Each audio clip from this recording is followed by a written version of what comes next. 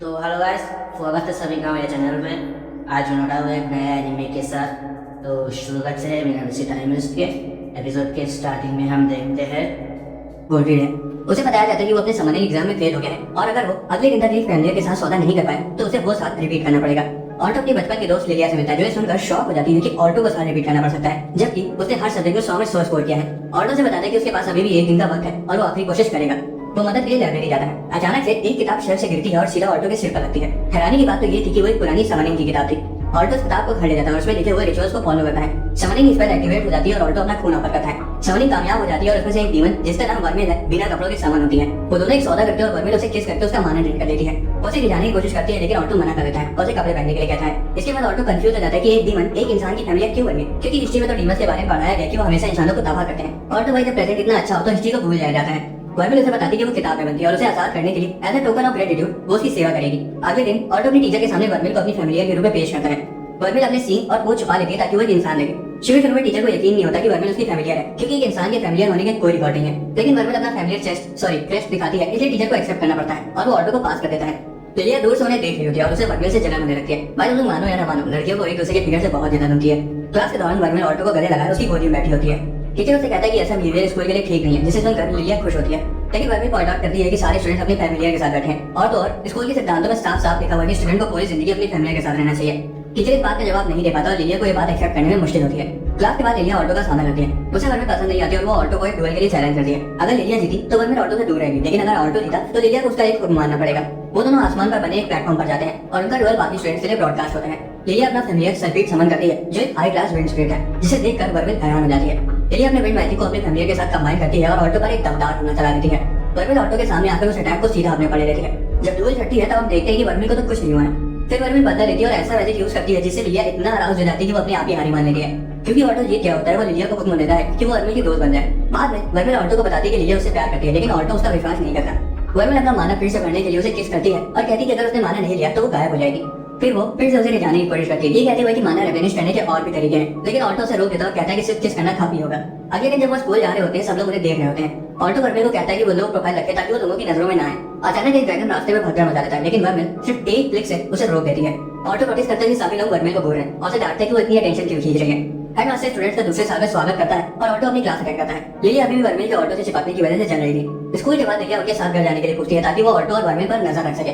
रास्ते में दो स्टूडेंट्स जो उस ड्रैगन के मालिक थे जिसे वर्मिल ने हराया था और उनका बड़ा भाई रेक्स उनका सामना करते हैं। वो वर्मिल से बदला लेने आते हैं, लेकिन जब वो बात करने में बिजी होते हैं तभी ऑल्टो चुपके से उनके पीछे जाकर उन्हें क्रिस्टल प्रिजन में कैद कर लेता है। रेक्स अपना फैमिली समन करता है और क्रिस्टल प्रिजन को तोड़ देता है। रेक्स फेस टीयर का स्टूडेंट होता है और एक डायनासोर को समन कर लेता है। रेक्स अपने फैमिली को अटैक करने के लिए भेजता है, लेकिन वर्मिल ऑल्टो के मानव को सुपर चार्ज कर देती है, जिससे ऑल्टो एक दमदार क्रिस्टल मैजिक अटैक लॉन्च करता है और रेक्स को हरा देता है। घर लौटने के बाद वर्मिल ऑल्टो से पूछती है कि उसे जिंदगी में क्या चाहिए। वो उसे अमीर बनाने का ऑफर भी करती है, लेकिन ऑल्टो कहता है कि वो एक महान मेज बनना चाहता है। वो समझाता है कि इस दुनिया में 4 रैंक्स के मेजर होते हैं, अप्रेंटिस, ब्रोंज, सिल्वर और गोल्ड, लेकिन उसका टारगेट प्लैटिनम रैंक का मेज बनना है। वर्मिल वादा करती है कि वो उसके सपने को पूरा करने में उसकी पूरी मदद करेगी। अगले दिन ऑल्टो और वर्मिल अपने दोस्त लिलिया, मार्क्स और शेरिल से मिलते हैं। मार्क्स एक नोबल फैमिली से है और वो ये बात जानकर बहुत इंप्रेस होता है कि ऑल्टो ने 5th ईयर के स्टूडेंट को हरा दिया। उनके टीचर आते हैं और बताते हैं कि हेडमास्टर ने उन्हें बुलाया है।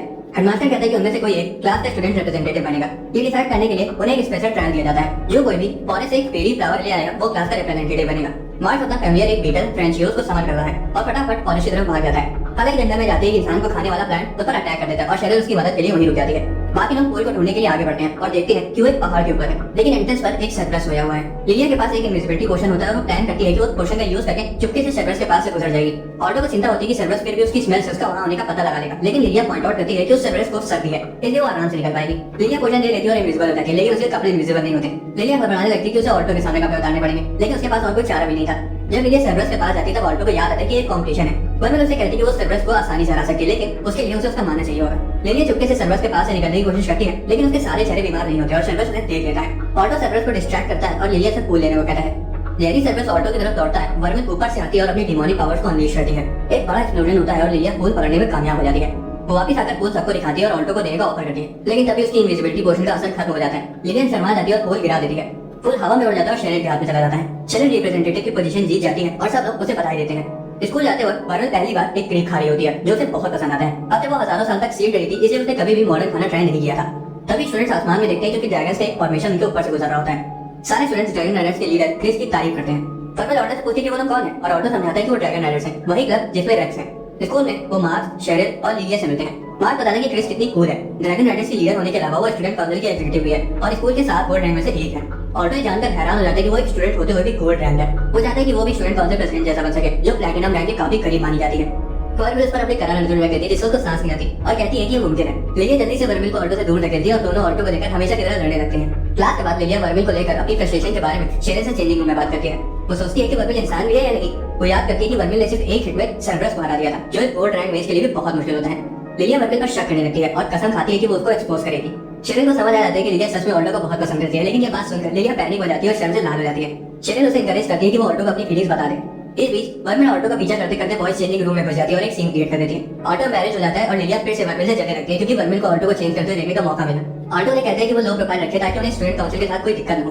वर्मिल उसे कहती है कि वो सबको हरा देगी और ऑल्टो जल्द ही गोल्ड रैंक में होगा। वो चलते चलते बात कर ही रहे होते हैं कि तभी उनके सामने से स्टूडेंट काउंसिल आ जाता है और वो तीनों जल्दी से साइड हो जाते हैं। जब वो गुजर रहे होते हैं क्रिस वर्मिल को घूरते हुए सोचती है कि ये कौन है। बाद में वर्मिल छुपकर ऑल्टो के शावर में घुस जाती है और उसे एक बार फिर से सेड्यूस करने की कोशिश करती है। दूसरी तरफ रेक्स को क्रिस पीट डालती है क्योंकि उसे पता चलता है कि वो ऑल्टो से हार गया। क्रिस उसके ड्रैगन राइडर्स के हिस्सा होने पर शर्मिंदा होती है क्योंकि उसका फैमिलियर सिर्फ एक डायनासोर है, ड्रैगन नहीं। वो उसे और पीटती है और ड्रैगन राइडर से निकाल देती है। ऑल्टो को पता चलता है कि रेक्स को इन्फर्मरी में भेजा गया और वो उसे मिलने जाता है। रेक्स का भाई ऑल्टो को रोक देता है कि उसकी वजह से रेक्स को ड्रैगन राइडर से निकाल दिया गया। ऑल्टो को समझ आ जाता है कि क्या हुआ होगा। जल्दी ऑल्टो वर्मिल के साथ ड्वेलिंग प्लेटफॉर्म के ऊपर जाता है जहाँ क्रिस उसका इंतजार कर रही होती है। क्रिस ऑल्टो को डुएल से पीछे हटने का मौका देती है लेकिन वो लड़ने के लिए तैयार थे। क्रिस अपने फैमिलियर को बुलाती है और उसका ड्रैगन सामने आता है। ऑल्टो वर्मिल को आवाज लगाता है और वो उसका मानस सुपर चार्ज कर देती है और लिलिया देखकर बौखला जाती है। ऑल्टो अपना क्रिस्टल अटैक लॉन्च करता है जिससे क्रिस थोड़ा इंप्रेस होती है, लेकिन वो अपने मैजिक के एक सिंगल बात से उसे रोक देती है। वो दोबारा फायर करती है और वर्मिल को अटैक ब्लॉक करना पड़ता है। जब फ्लेम्स हट जाती है तब वर्मिल ठीक होती है, हालांकि उसका थोड़ा सा हाथ जल गया था। क्रिस एक के बाद एक फायर बॉल्स फेंकती जा रही है और वर्मिल सारे ब्लास्ट को ब्लॉक कर देती है और नीचे गिर जाती है। ऑल्टो अपने क्रिस्टल से काउंटर अटैक करने की कोशिश करता है लेकिन क्रिस उन्हें तोड़ देती है। क्रिस ऑल्टो की स्किल से तो इंप्रेस होती है लेकिन वर्मिल के उसके किए अटैक्स को झेल जाने को देखकर और भी ज्यादा हैरान हो जाती है।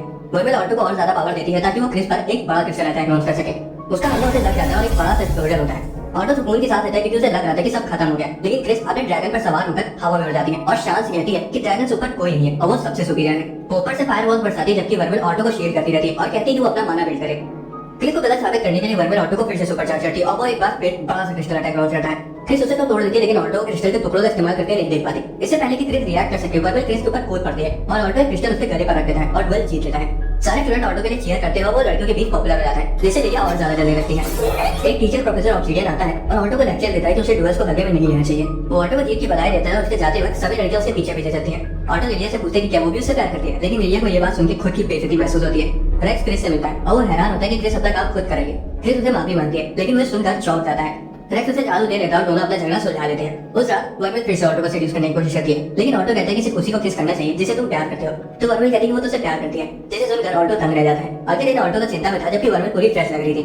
ऑल्टो को याद आता है जब वर्मिल ने कहा था कि वो उसे प्यार करती है और वो पूरा लाल हो जाता है। वो प्रोफेसर ऑब्सीडियन से मिलने जाता है और पूछते हैं कि क्या एक डीमन इंसान से प्यार कर सकता है। ऑब्सीडियन उसे बताता है कि डीमन सिर्फ इंसान को उनके माना के लिए चाहते हैं। डिनर के दौरान ऑल्टो वर्मिल से पूछता है क्या उसे उसकी माना के लिए उसे प्यार करती है। वर्मिल उसे अपने सीने से लगा देती है और अपना प्यार प्रूव करने के लिए बिना माने ट्रेन किए ऑल्टो को किस करती है।